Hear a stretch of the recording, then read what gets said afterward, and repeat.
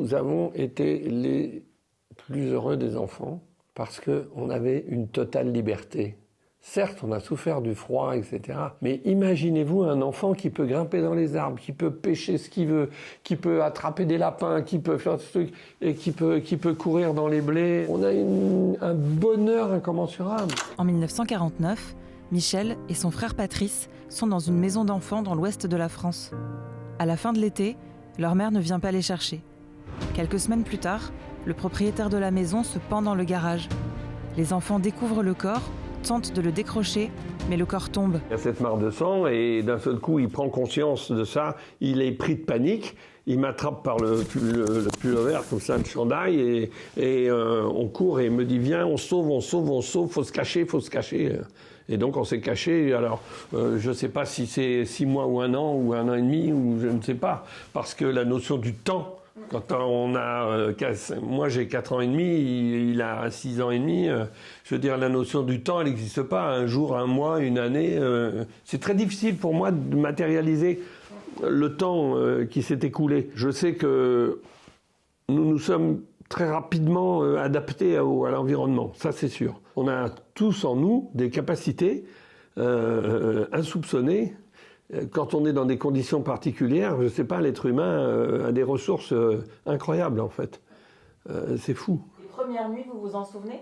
On s'est enfoui dans un roncier. Ça forme une espèce de dôme. C'est très épais, il y a une très grosse épaisseur, donc la pluie passe mal. Mais tout de suite, moi, je décide de construire une cabane. Et puis après, très très vite... On a commencé à glaner, à chercher tout ce qu'on pouvait récupérer. Hein. Peut-être 1 an après ou 6 mois, j'en sais rien, Patrice tombe sur la casse automobile, il revient en courant. Il dit « Mick, j'ai trouvé un truc génial. » Et puis bon, alors là, c'est vrai que c'est une mine d'or, parce qu'il y a les bidons, les gamelles, les bouts de fer, du câble, enfin... il y a... Et c'est là aussi où vous trouvez des vêtements ? Au début, non, pas des vêtements. Au début, il me ramène les tissus qu'il trouve sur les sièges des voitures. Et je me souviens très bien avoir fabriqué, je dois avoir 6 ans, hein, je me souviens avoir fabriqué des sacs et des étoles et tout ça avec ça. Comment j'ai appris à coudre, comment j'ai appris à... C'est la question que je me pose aujourd'hui encore, avec le recul.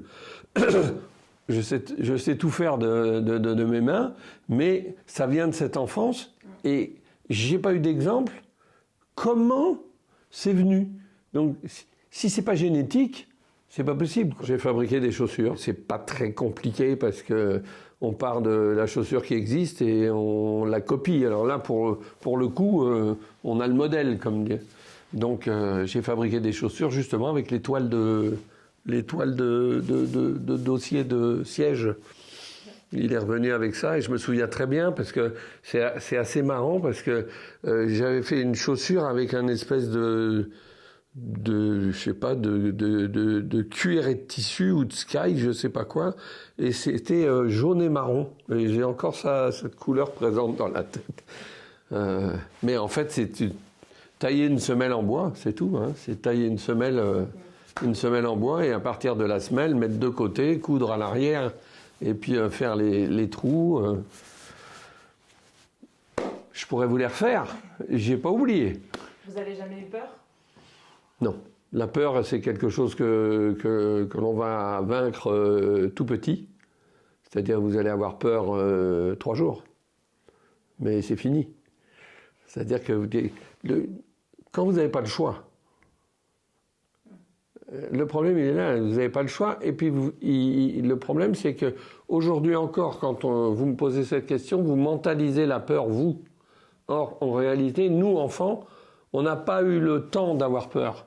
On n'a pas eu le loisir d'avoir le sentiment d'avoir peur. La peur, c'est aussi une comparaison. Une comparaison par rapport au milieu dans lequel vous vivez. D'un seul coup, il se passe quelque chose, vous prenez peur. Quand vous êtes dans un milieu comme nous on était, de quoi on aurait eu peur ? Je veux dire, aujourd'hui, moi...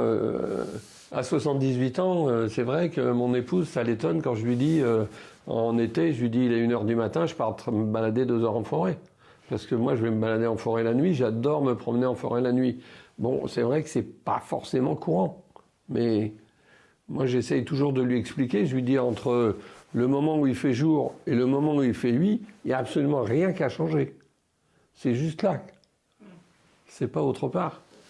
C'est en fait, c'est nous adultes qui fabriquons des choses. Mais ces choses-là, elles n'existent pas. La forêt est la même. Au bout de 7 ans, ils sont reconnus par leur grand-mère sur une plage et leur mère vient les chercher. Ma mère, elle était... La voiture, elle était garée là, dans son sein. Elle était garée là. Ma mère, on était là. Elle était garée là. Et c'est là où il m'a dit qui c'est cette dame-là. Et où elle a dit je suis votre mère. C'était ici. À ce moment-là. Incroyable.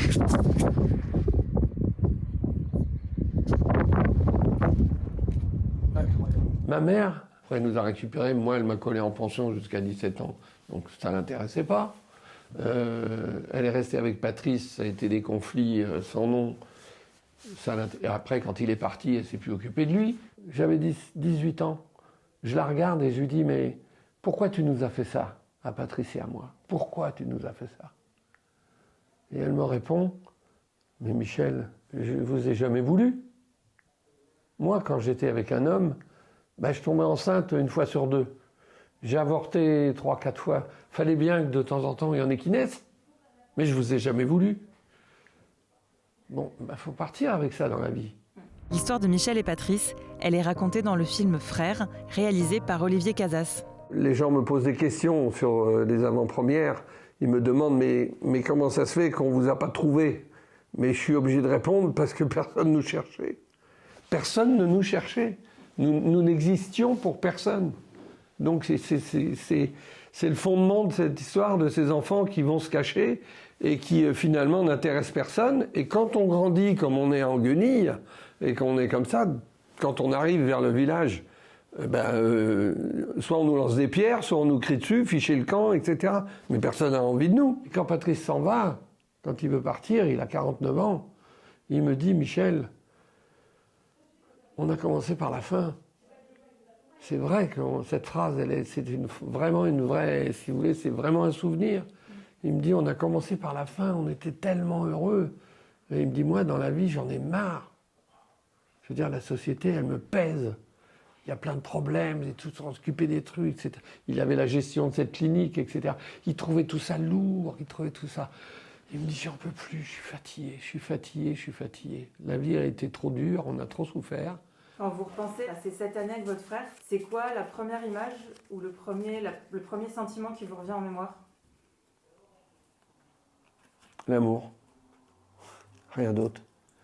Premier sentiment qui me revient en mémoire sur ça, c'est la fusion qu'on pouvait avoir entre nous et qui est toujours présente aujourd'hui, même s'il n'est plus là. Et c'est une empreinte qui durera toute la vie.